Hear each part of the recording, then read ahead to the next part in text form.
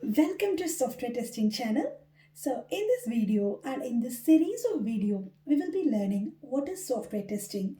So before going into software testing in detail, first let me explain you what is software. Software is integral part of your life. We deal with a lot of softwares from any online business application to consumer products. Nowadays, people are dealing with a lot of softwares. It's a part of your life. And if this software is not working according to our expectation, then we may be disappointed and sometimes even upset. So such softwares are called faulty software. This faulty software may lead to a lot of problems, including loss of time, money, even business reputation, and even sometimes injury or death. That's why software testing came into the picture.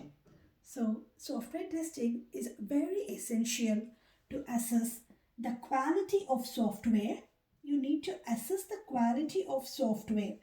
For example, if you develop a website, we need software testing to ensure the quality of the software, like is it working according to the expectations or not.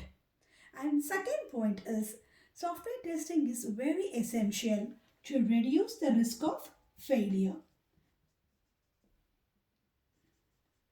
To reduce the risk of software failures, because many people develop the softwares and some situation, if the software is not working according to the user's expectation, it will fail and people will not use that particular application in the market.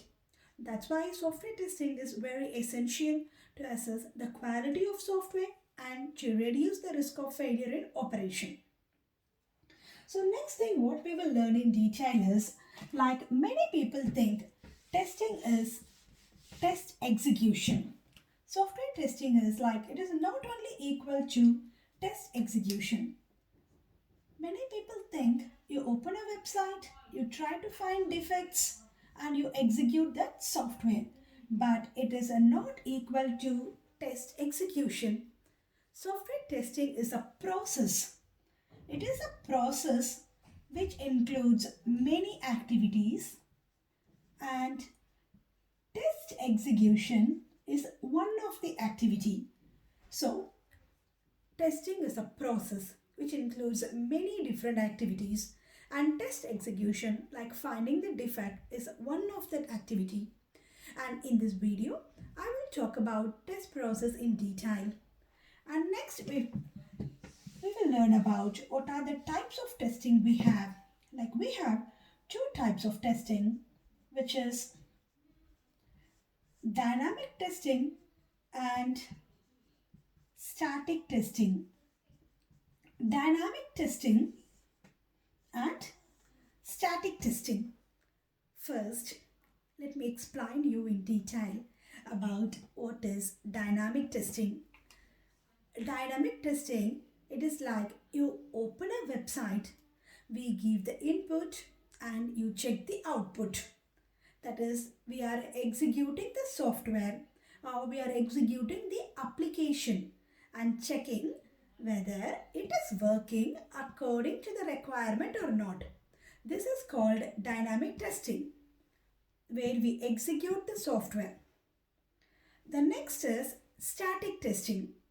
In static testing, we don't execute the software, or you don't run any, you don't give any input and we don't check any result. Static testing, in this we execute the software. Execute the software, which is nothing but the application. In static testing, we don't execute the software. So what we do in static testing is, you just verify the requirements. We just verify the requirement document, design document, then we only verify the documents. That is like you just go through the documents, you verify everything is written correctly or not. So Both these types of testing is very important in software testing. Next, we will move into software testing also performs validation and verification. Software testing performs two types, which is the validation and verification. As I told previously, validation is like you're validating the software. You're just validating the final software. It is nothing but the dynamic testing only. You're validate the software or the application. You give the input and we check for the output, which is called validation. Validation answers the question like, are we building the right product? Are we building the right product which is asked by the customer? The next type is verification. Verification is very important in testing, where you verify the documents. It is used to verify the documents, all the documents. You only verify the documents. And verification answers the question, are we building the product in a right way? Are we building the product in a right way? So this is the main difference between validation and verification. Validation, it helps to find the defects. But verification helps you to prevent the defects at the very early stage. So this is the main difference between validation and the verification. So next we will move into what is the objectives of testing. What are the main objectives of software testing? Let's look into detail about what are the main objectives of software testing. First thing is, you need to evaluate the work product. You need to evaluate the work product. Work product is nothing but the output. You need to check whether the software is working according to the customer's expectation. Did we get the correct output? And the second thing is, you need to ensure as a tester whether all the requirements are fulfilled. All the customer's requirements are fulfilled. In the software, if you develop, you need to check whether all the requirements are fulfilled or not. Next thing is, you need to build the confidence. Building confidence. You need to build confidence by ensuring that you have tested all the modules and everything is working perfectly fine or not. The next objective is to find the defects. Like this is one of the main objective in testing, to find defects. And the next one is like preventing the defects. As I told you, even before we develop the software, we start the static testing and the verification. So that helps you to prevent defects at the early stage. And the next point is, you need to provide the information to stakeholders. You need to provide information to when all the testing is done, and if you are going to release the software into the market, then you need to give the information about to this business stakeholders, like how many defects you found, number of test case passed, failed, or is there any defects there. So you need to provide all the information to the stakeholders. So like these are the main objectives of testing, and it is also used to reduce the risk. Reduce the risk of failure.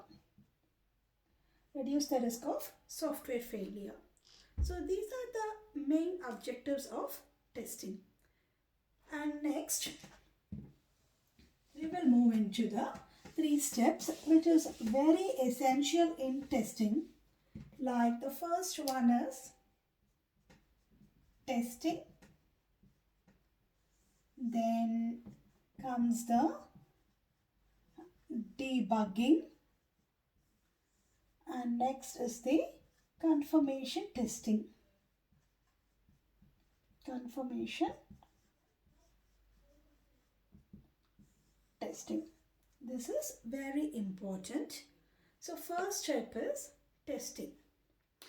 As a tester, we open the website, you try to find the defects. So this is called testing. Is it working according to the requirements or not?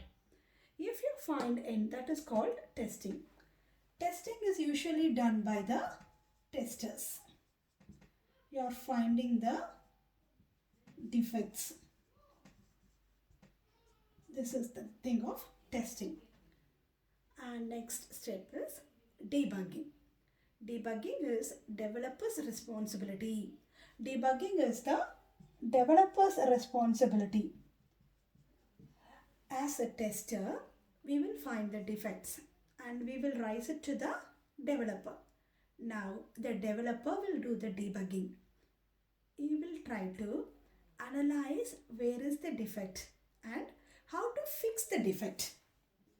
He will analyze the defect and try to fix the defect. So this is called debugging. Debugging is done by developer after tester finds a defect. He will try to analyze where is the defect and try to fix it. That is called debugging. And next is called the confirmation testing.